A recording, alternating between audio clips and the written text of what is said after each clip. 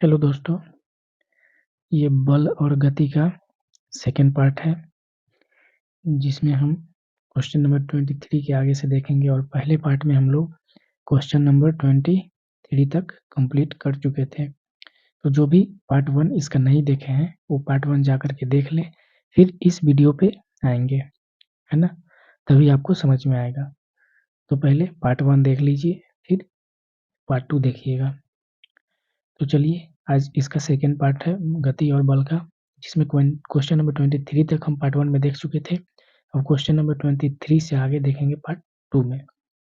ठीक है, चलिए अब वीडियो शुरू करते हैं। दोस्तों, क्वेश्चन नंबर 24 क्या है? देखिए, क्वेश्चन नंबर 24 है, किसी पिंड के मंदन का अर्थ है। तो इसका सही आंसर हो जाएगा ऑप्शन सी। ऑप्शन सी क्या है? पिंड का वेग समय के साथ घट रहा है।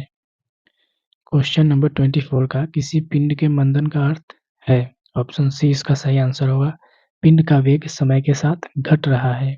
अब अगला क्वेश्चन देखते हैं। अगला क्वेश्चन है क्वेश्चन नंबर 25। मुक्त अवस्था से गिरते हुए एक पिंड द्वारा तय की गई दूरी किसके समानुपाती है? इसका सही आंसर हो जाएगा ऑप्शन डी, गिरने में लगा समय के वर्ग के।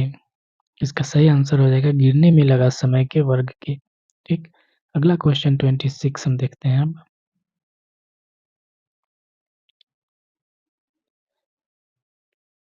अगला 26 है, देखिए, एक पिंड को ऊपर की ओर ऊर्ध्वाधर रूप से फेंका जाता है और वह पिंड 10 सेकंड में जमीन पर वापस लौट आता है। वस्तु का विस्थापन कितना है? इस क्वेश्चन का आंसर होगा ऑप्शन डी, 0। ऑप्शन डी इसका सही उत्तर हो जाएगा। अगला क्वेश्चन देखते हैं। अगला क्वेश्चन है क्वेश्चन नंबर 27। जब कोई पिंड मुक्त पतन से नीचे गिरता है, जब कोई पिंड मुक्त पतन से नीचे गिरता है तो इसका सही आंसर हो जाएगा उसका वेग समान रूप से बढ़ता रहता है। ठीक है, क्या आंसर हो जाएगा ऑप्शन ए, उसका वेग समान रूप से बढ़ता रहता है। ठीक है, अगला क्वेश्चन देखते हैं। अगला क्वेश्चन है कोणीय विस्थापन का एसआई मात्रक क्या है? कोणीय विस्थापन का एसआई मात्रक क्या है? इसका सही आंसर हो जाएगा ऑप्शन बी, रेडियन। क्या हो जाएगा? इसका सही आंसर रेडियन हो जाएगा। अगला देखते हैं। अगला क्वेश्चन है निम्नलिखित में से कौन प्रकृति में कभी अकेला नहीं होता है? क्वेश्चन नंबर 29 का ये कह रहा है निम्नलिखित में से कौन प्रकृति में कभी अकेला नहीं होता है? इसका सही आंसर हो जाएगा ऑप्शन बी, बल। क्या होगा दोस्तों? ऑप्शन बी इसका सही आंसर हो जाएगा। अगला क्वेश्चन देखते हैं। अगला क्वेश्चन है हमारा क्वेश्चन नंबर 30। बल लगाने से बल लगाने से निम्न में से कौन सी घटना घटित हो सकती है? क्वेश्चन नंबर 30 ये कह रहा है बल लगाने से निम्न में से कौन सी घटना घटित हो सकती है? तो इसका सही आंसर हो जाएगा ऑप्शन डी, इनमें से सभी। ठीक है, ऑप्शन ए है रुकी हुई वस्तु में गति आ सकती है, ये भी हो जाएगा। ऑप्शन बी, गतिशील वस्तु को रोकी जा सकती है, ये भी सही है। ऑप्शन सी, वस्तु की आकृति बदली जा सकती है, ये भी सही हो जाएगा। ठीक है, तो इसका सही आंसर ऑप्शन डी हो जाएगा। अगला क्वेश्चन देखते हैं। अगला क्वेश्चन है क्वेश्चन नंबर 31। जब तक रुकी हुई वस्तु पर लगने वाला बल सभी बल संतुलित होगा तब तक वस्तु क्या होगा? ऑप्शन ए इसका सही आंसर हो जाएगा, विराम की अवस्था में होगा। ठीक है, क्वेश्चन नंबर 31 का सही आंसर ऑप्शन ए हो जाएगा। अब अगला क्वेश्चन देखते हैं।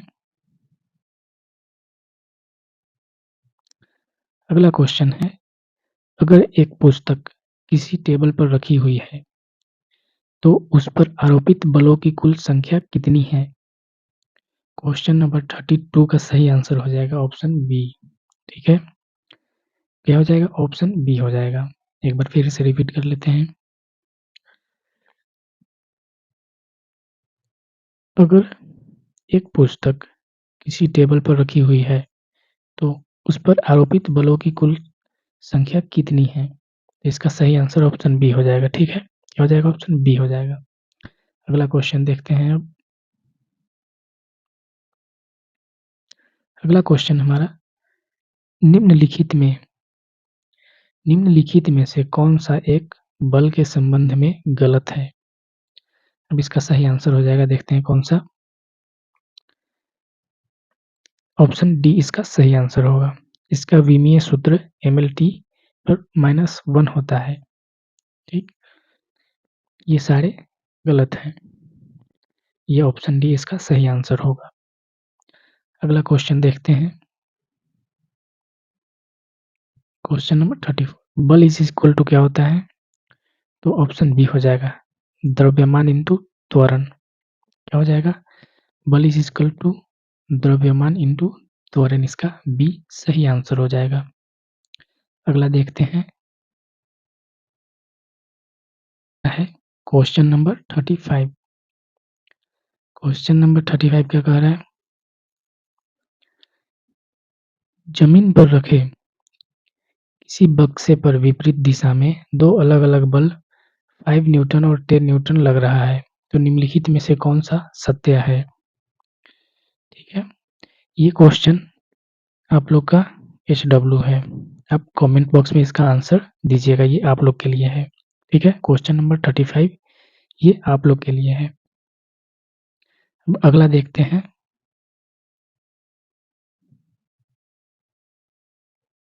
क्वेश्चन नंबर 36 दो बल 3 न्यूटन और 4 न्यूटन का आपस में लंबवत है, तो इसका परिणामी बल का मान कितना होगा? इसका रिजल्टेंट फोर्स क्या होगा? दोस्तों इसका सही आंसर है 5 न्यूटन। ऑप्शन डी इसका सही आंसर हो जाएगा। एक बार फिर से रिपीट कर लेते हैं। दो बल 3 न्यूटन और 4 न्यूटन का आपस में लंबवत है, तो इसका परिणामी बल का मान क्या होगा? तो इसका सही आंसर ऑप्शन डी हो जाएगा 5 न्यूटन। ठीक है, अब अगला क्वेश्चन देखते हैं। अगला क्वेश्चन हमारा 37 है। अब देखते हैं इसका। किसी वस्तु के विराम अवस्था में रहने या समान वेग से गतिशील रहने की प्रवृत्ति को क्या कहते हैं? इसका सही आंसर हो जाएगा ऑप्शन डी, जड़त्व। फिर से रिपीट करते हैं एक बार इसको। किसी वस्तु के विराम अवस्था में रहने या समान वेग से गतिशील रहने की प्रवृत्ति को क्या कहते हैं?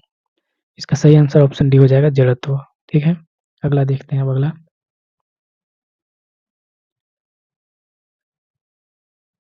अगला क्वेश्चन 38 यदि कोई वस्तु स्थिर है तो वह स्थिर अवस्था में रहना चाहता है। यदि गतिशील है तो वह एक समान वेग से गतिशील रहना चाहता है। जब तक उस पर कोई बाह्य बल असंतुलित बल कार्य नहीं करे, इसे क्या कहते हैं? इसका सही आंसर हो जाएगा ऑप्शन सी, ए और बी दोनों इसका आंसर होगा। ए हो गया न्यूटन के गति का प्रथम नियम और बी हो गया गैलीलियो का जड़त्व का नियम कहते हैं। इसका ऑप्शन सी, ए और बी दोनों होगा। अगला क्वेश्चन देखते हैं अब। अगला क्वेश्चन है क्वेश्चन नंबर 39 न्यूटन के गति के पहले नियम से हमें पता चलता है न्यूटन के गति के पहले नियम से हमें क्या पता चलता है? इसका सही आंसर हो जाएगा ऑप्शन ए, बल की परिभाषा पता चलता है। ठीक है, क्वेश्चन नंबर 39 का ऑप्शन ए हो जाएगा सही आंसर। नेक्स्ट देखते हैं। नेक्स्ट है क्वेश्चन नंबर 40 किसी वस्तु का द्रव्यमान उसके खाली जगह की माप है। क्वेश्चन नंबर 40 का सही आंसर हो जाएगा ऑप्शन डी, जड़त्व। क्या हो जाएगा? जड़त्व। आगे देखते हैं अब। क्वेश्चन नंबर 41 निम्नलिखित में किसका कोई मात्रक और कोई विमा नहीं है? क्वेश्चन नंबर 41 ये कह रहा है निम्नलिखित में से किसका कोई मात्रक और कोई विमा नहीं है? इसका सही आंसर ऑप्शन सी, जड़त्व। इसका मात्रक होता है और ना ही विमा होती है। ठीक है, अब आगे देखते हैं क्वेश्चन नंबर 42। भौतिक राशि संवेग को सबसे पहले किस वैज्ञानिक ने प्रस्तुत किया? क्वेश्चन नंबर 42 कह रहा है भौतिक राशि संवेग को सबसे पहले किस वैज्ञानिक ने प्रस्तुत किया? इसका सही आंसर हो जाएगा ऑप्शन बी, न्यूटन ने किया। ठीक है, आगे चलते हैं अब। Question number 43। निम्नलिखित में से कौन संवेग के संबंध में असत्य है? निम्नलिखित में से कौन संवेग के संबंध में असत्य है? इसका सही आंसर ऑप्शन बी, यह एक अदिश राशि है। ऑप्शन बी इसका सही उत्तर हो जाएगा। अब आगे चलते हैं क्वेश्चन नंबर 44 की तरफ। अगला क्वेश्चन है 44। क्वेश्चन ये है किसी वस्तु के संवेग में परिवर्तन की दर उस पर लगने वाले असंतुलित बल की दिशा में बल के समानुपाती होती है। यह न्यूटन के गति का कौन सा नियम है? तो क्वेश्चन नंबर 44 का सही आंसर हो जाएगा गति का दूसरा नियम। ठीक है, क्वेश्चन नंबर 44 का ऑप्शन बी सही उत्तर होगा। आगे देखते हैं क्वेश्चन नंबर 45। बल हमेशा जोड़े में होता है यह और यह हमेशा, ऑप्शन बी होगा सही उत्तर इसका, अलग अलग वस्तु पर लगता है। बल हमेशा जोड़े में होता है और यह हमेशा अलग अलग वस्तु पर लगता है। क्वेश्चन नंबर 45 का ऑप्शन बी सही उत्तर हो जाएगा। आगे देखते हैं क्वेश्चन नंबर 46। प्रत्येक क्रिया के लिए बराबर और विपरीत प्रतिक्रिया होती है, यह कौन सा नियम है? इसका सही उत्तर ऑप्शन सी, गति का तीसरा नियम। ठीक है, आगे देखते हैं क्वेश्चन नंबर 47। यदि मेज पर रखी एक गुटखा जो कि विराम अवस्था में है पर दो बल लग रहा है, एक पृथ्वी का गुरुत्वाकर्षण बल और दूसरा मेज के फर्श का अभिलंब बल, तो निम्नलिखित में कौन सा सत्य है? तो क्वेश्चन नंबर 47 का ऑप्शन बी सही उत्तर हो जाएगा। दोनों बल क्रिया प्रतिक्रिया युगल नहीं है। एक बार और रिपीट करते हैं इस क्वेश्चन को।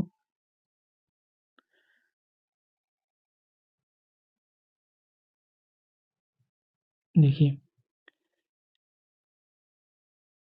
क्वेश्चन नंबर 47, यदि मेज पर रखी एक गुटखा जो कि विराम अवस्था में है पर दो बल लग रहा है जिसमें एक पृथ्वी का गुरुत्वाकर्षण बल और दूसरा मेज के फर्श का अभिलंब बल, तो निम्नलिखित में से कौन सा सत्य है?